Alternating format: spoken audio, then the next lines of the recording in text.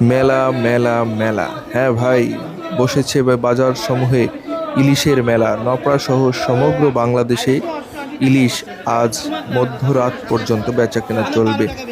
আগামীকাল ৪ঠা অক্টোবর থেকে টানা ২২ দিন ইলিশ প্রজনন বৃদ্ধির লক্ষ্যে ইলিশ মাছ ধরা এবং বাজারজাতকরণ পুরাপুরি নিষিদ্ধ। এই জন্য বাজারসমূহে আজকে ইলিশে সয়লাব। তবুও এই ইলিশের দাম কিন্তু খুব বেশি কমেনি।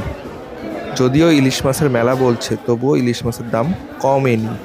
বড় ইলিশ মাছগুলো ২৫০০ থেকে ৩০০০, মাঝারি সাইজের ইলিশগুলা পাবেন আপনারা ২০০০ থেকে ২৫০০ এবং ছোট সাইজের ইলিশ পাবেন ৫০০ থেকে ৮০০ টাকা পর্যন্ত।